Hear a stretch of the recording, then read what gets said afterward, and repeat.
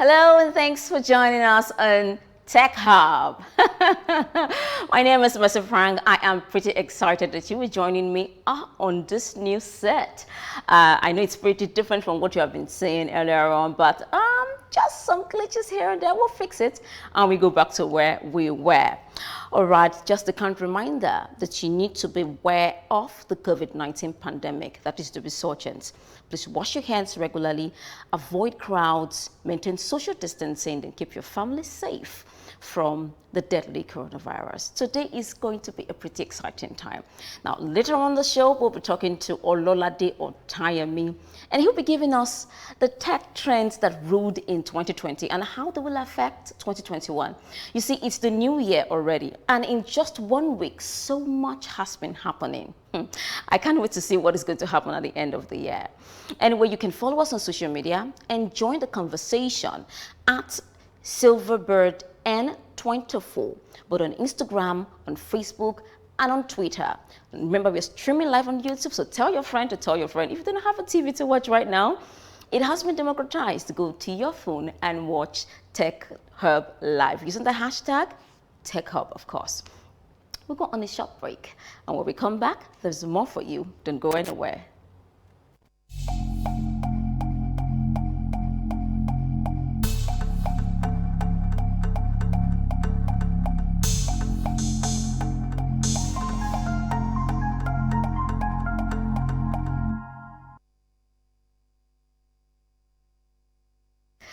Glad to know you're still there. Thank you so much for joining us. And if you were just doing that, this is Tech Hub, your one-stop shop for everything tech in the continent.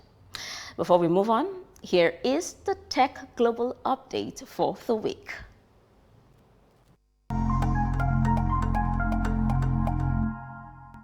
It's raining bitcoins in Nigeria. Reports have it that trading Bitcoin has passed the $35,000 mark.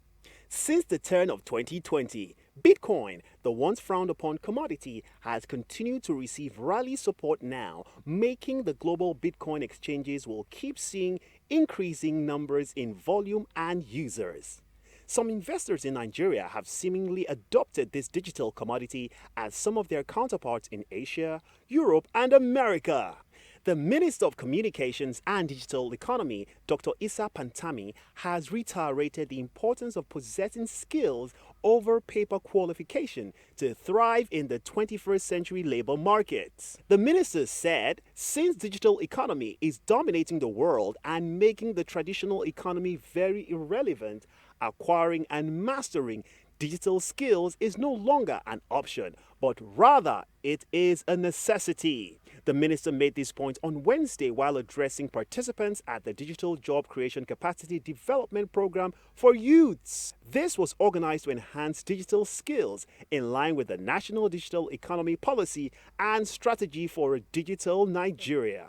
If your smartphone has stopped receiving or sending WhatsApp messages, then this is for you. WhatsApp is set to initiate new updates that will prevent the app from functioning on millions of existing smartphones and devices from January 1st, 2021. Android and iPhone device owners with old features will be forced to purchase new devices or update the existing operating system of their mobile devices to continue enjoying access to WhatsApp Messenger and its related services in the new year. Android users need to be running a minimum of 4.0.3, also known as ice cream sandwich, while iPhone users need to have an iOS 9 or higher to support WhatsApp. Users of higher models have till February 1st, 2020 to update their existing operating system for continued access. Finally, tech giants which enable live stream are working together to ensure that there's unity in the United States of America. This happened when Twitter, Facebook, and YouTube on Wednesday removed a video by President Donald Trump addressing Washington rioters. These platforms also said they would lock the account of President Donald Trump after he continued to make false claims about the results of the 2020 U.S. presidential election. Meanwhile, calls are mounting on Twitter and Facebook to suspend Trump's account. I am Anthony Abraham. Back to Mercy.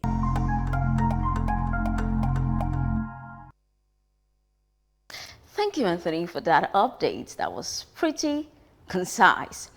There's a lesson to learn from there. You see, about the Facebook, Twitter, and YouTube putting down President Trump's video because they know it incites violence. This is to show that sooner your platform, your product, your services, you could be held responsible for whatever somebody does that is harmful to the people. And so this is why you have to put policies in place to ensure that people do not misuse your platform. And also the NCC is doing what it can, to help Nigerian youth embrace technology. This is 2021. What other time do we have to embrace technology than now? The world is going far. The fourth industrial revolution is leaving the train station. We don't want to be left behind. At least if we can, let us catch the last coach and do what it takes to move on, because we have everything it takes for Nigeria to become a tech powerhouse. I think we should take that going forward. All right.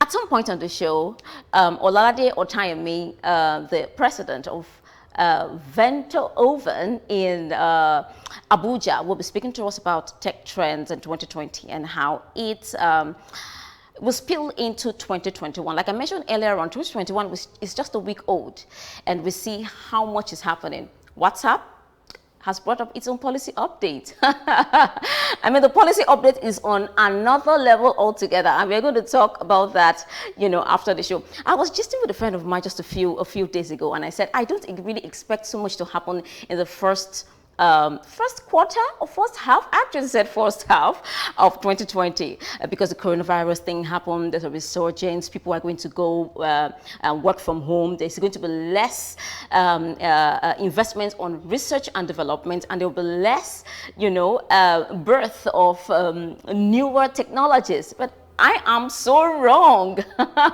So I really retract that statement. See, WhatsApp has brought its own new mechanism that will connect Facebook and WhatsApp, in the sense that you can post on WhatsApp and people will see it on Facebook. It is pure integration, and this is the power of technology in making things easy. Rather than for you to type on WhatsApp, then go all the way to Instagram, then go all the way to Facebook again to get it done. You just do it once, and you just find it in 3 places at the same time. All your customers or your fans, your friends get to see it at the same time. This is the power of technology, and it's pretty interesting. I can't wait. I really can't wait. I'm really kind of excited about this whole thing. I'm a tech enthusiast, so don't mind me. And I think you should be excited about it too, And yes, for those of us who are using phones that are from 2010 and downwards, I think it's time you need to, make some kind of change. If it takes for you to save money to get the thing done, please save the money, right? And get a higher version of the phone, because you will not be able to use certain services WhatsApp has started, and I think it's going to spread to other apps, softwares that are on smartphones. The world is moving so fast now. 2021 is that year for pivoting. All right, I think at this moment we will be chatting with Ololade Otayemi if we have him on Zoom, and we just plunge right deep into the subject matter for today. You know what? Why don't we just take a short break? When we come back, we'll dive deep into the conversation. Stay with us.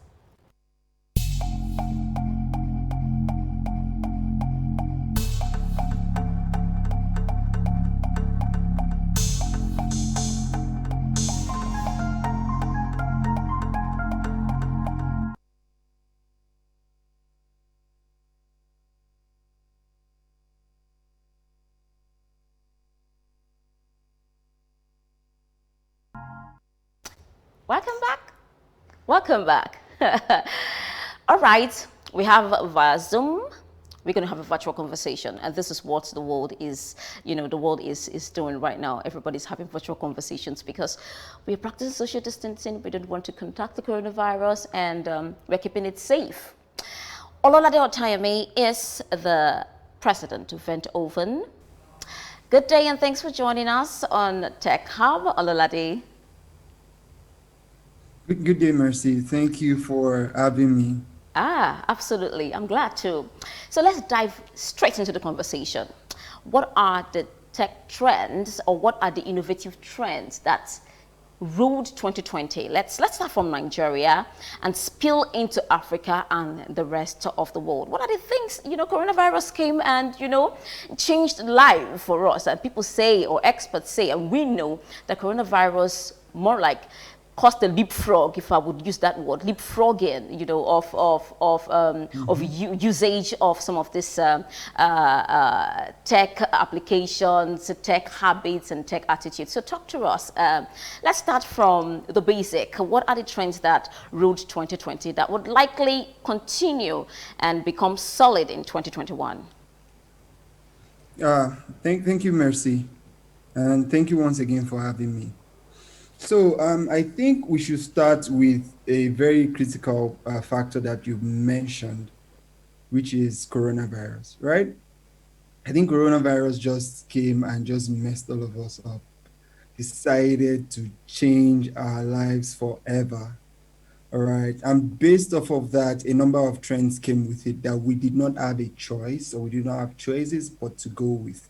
The first was remote working from home, right? Before now, it was a trend that very few people were interested in or were practicing, especially companies in the tech industry. A lot of companies in the tech industry would have workers in different countries. But when the lockdown happened, it was no longer a good to have. It now became a necessity for all of us. We had to start working from home.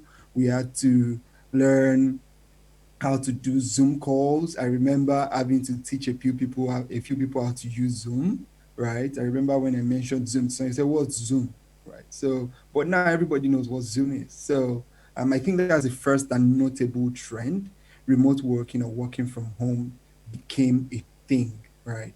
And then next to that were also the apparent challenges faced by remote working in Nigeria, which might not have been obvious to many people, but if you got into that point where you started working remotely, you would understand that there was a big issue, or there are big issues with remote working in Nigeria.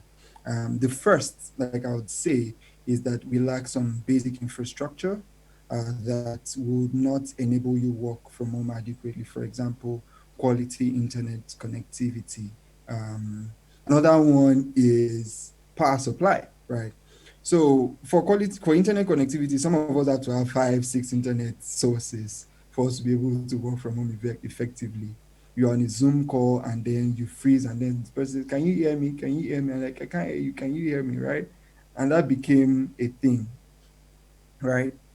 Then power is another issue. Very few people have consistent power in their homes. So that became more apparent. You imagine you're on a Zoom call and then your power goes off, right? And everywhere is dark. Then like, "We can't see you anymore." You're like, "Okay, I'm here." Oh, right. So that became another apparent issue. And then another one was,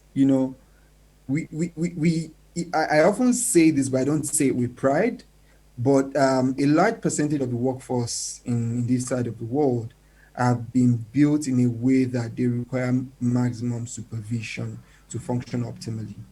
And when you're working remotely, you have to be able to work with minimal supervision. And then because of that, a number of people were struggling, a number of organizations struggled to work effectively with their teams. So these are some of the trends that happen. There's more, but I think as we go on in our conversation, we'll begin to touch on them. Absolutely. I like the part where you said during Zoom, "Can you hear me? You can hear me."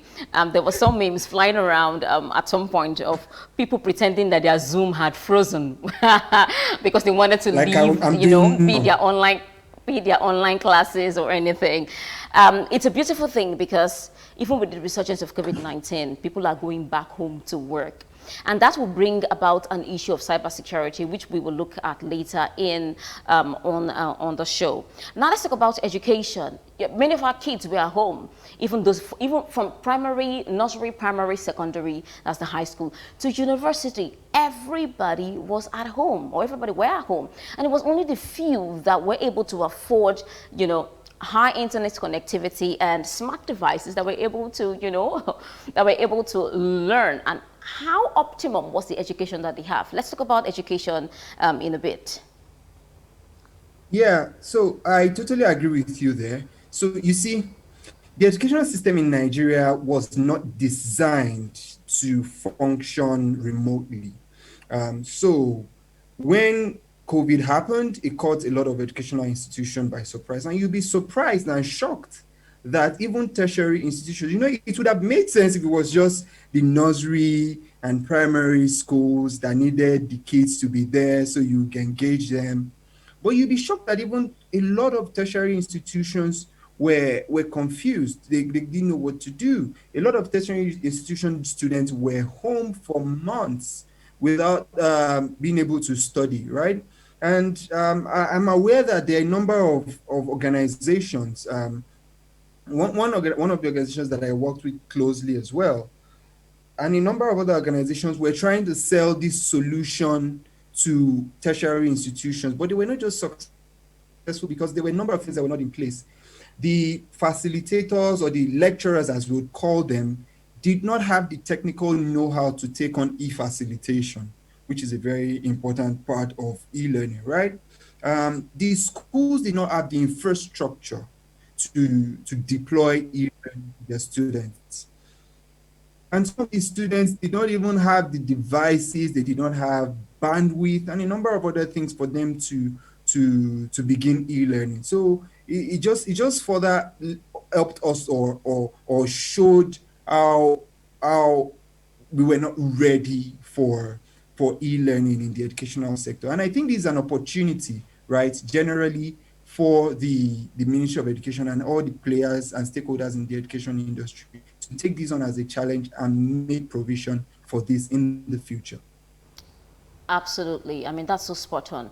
I was having a chat with some parent about 6 weeks ago, and the man said, you know what, I'm taking my kids off that school. I'm taking my kids to my neighbor's school because the neighbor's child was at home with the laptop learning. I mean, there's going to be so much transfer, so much porting from one school to the other because of this. So that's one thing that we should look out for in 2021. Beautiful. Let's talk about something very important.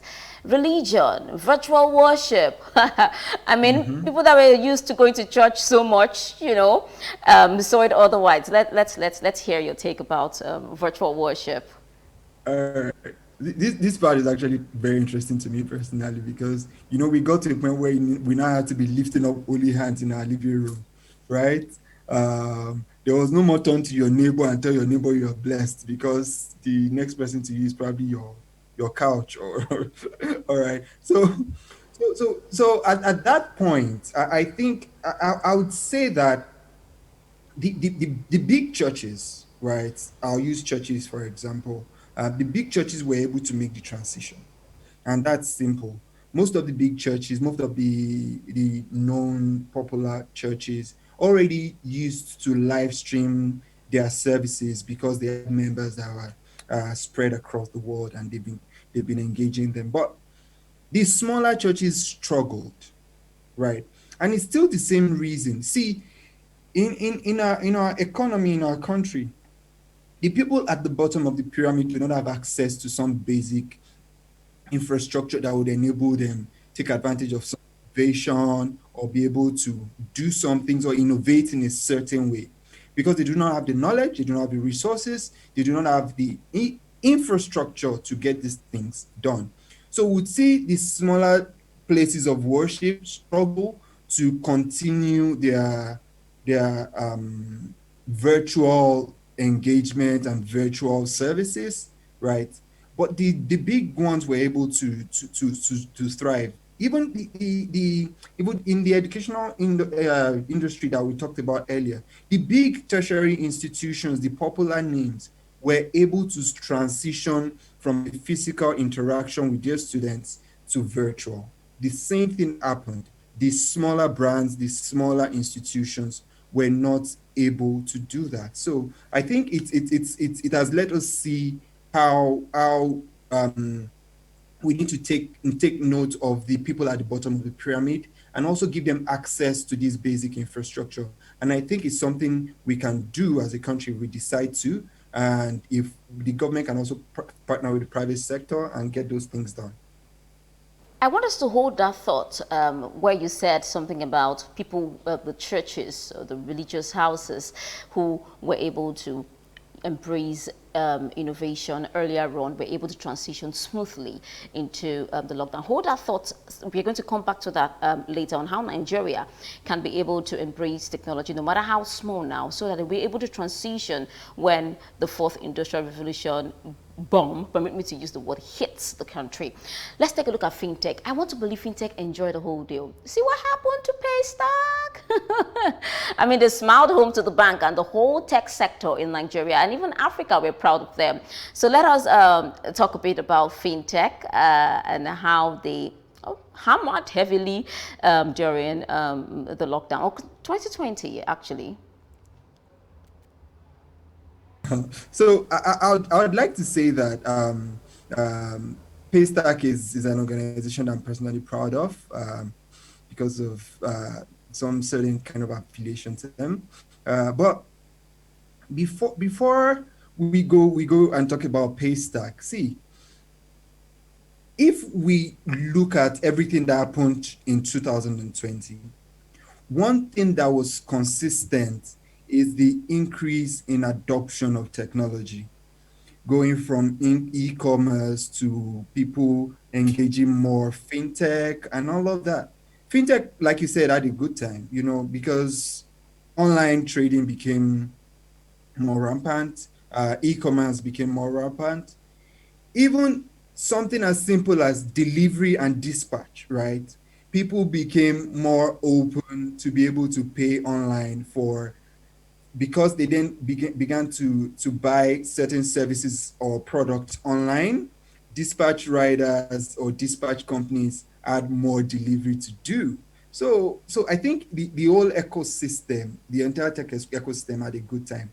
Fintechs particularly did, because now all of the people who would have normally requested physical cash or payment now did not have a choice. I mean, it was no longer a choice. It was now a necessity for you to engage fintech in your businesses. And I think that just made the change. Paystack, for one, they became a company that was eventually acquired for hundreds of millions of dollars, because I mean, it just showed us that this is the time for fintech.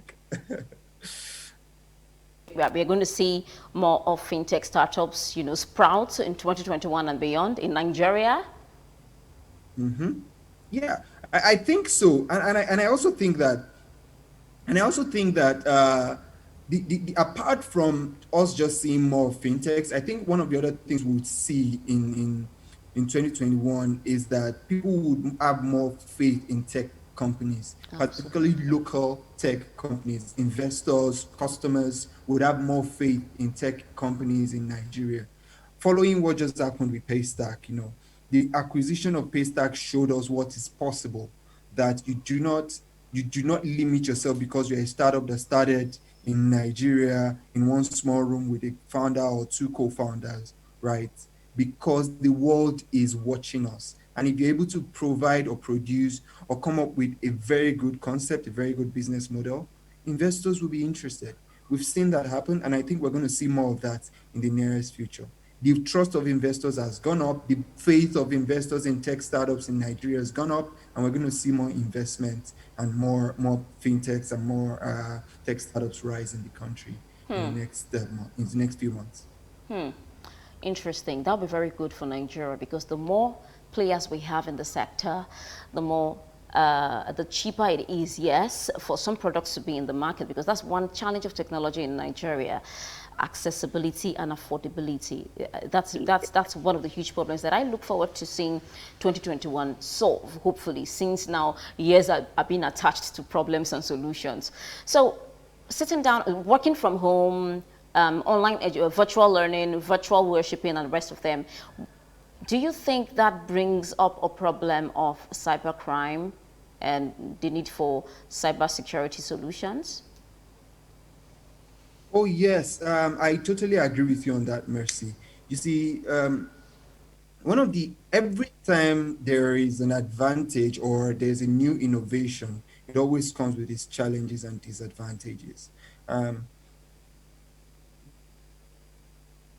Internet came up, right, and then it was a breakthrough for humanity.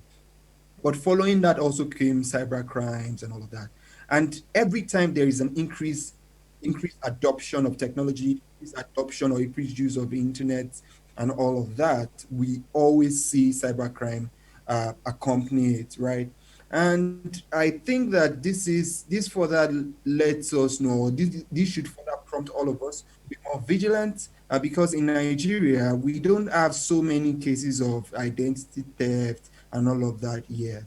But as adoption increases, as the use of all of these technology and fintech and all of that increases, we're going to see more identity theft and a number of other cyber crimes. And this is also an opportunity for anyone listening to look at how they can be conversant with cybersecurity, because we're going to see a lot of that in the nearest future. So we all need to take our cybersecurity more seriously, even as simple as the kind of apps you install on your phone. You don't just install any app on your phone. The kind of apps you install on your computer. The kind of links you click. We need to be more careful with those things in the coming months, because there'll be more spams and more malicious stuff that will be released into the system.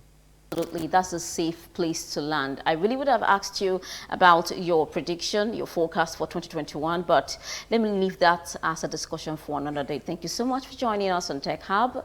Ololade Otayemi, President, Ventoven Ltd. Thank you so much for joining us on Tech Hub. Thank you for having me, Mercy. All right. You've heard it. What we need to do as a nation, with policymakers and as consumers, is to find a way to embrace and adopt technology as fast as we did in 2020. We have what it takes to move on. Before we end the show, there's something that I usually do. We need to teach people how to value what they have in technology. So this time around, WhatsApp has done something which they call updated private policy. Here's something you need to know about that.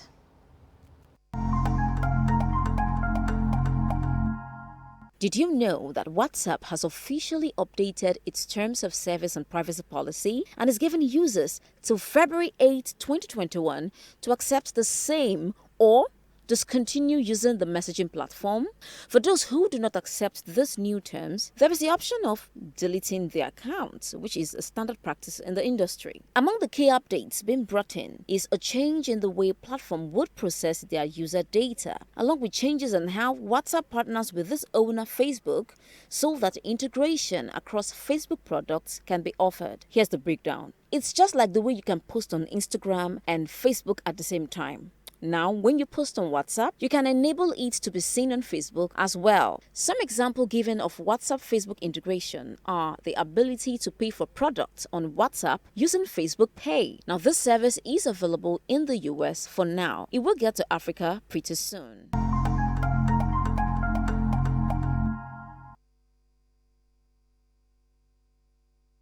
If you don't know, now you do. That's all we can take on today's edition of Tech Hub. I think it's been a pretty enlightening time right now, right? Good. So please join the conversation on social media at SilverbirdEarn24, or you can hit me directly at Mercy Frank. What do you want us to talk about henceforth? Let me know. Thank you for watching News Hub. Remember to keep social distancing. My name is Mercy Frank. See you in the next edition.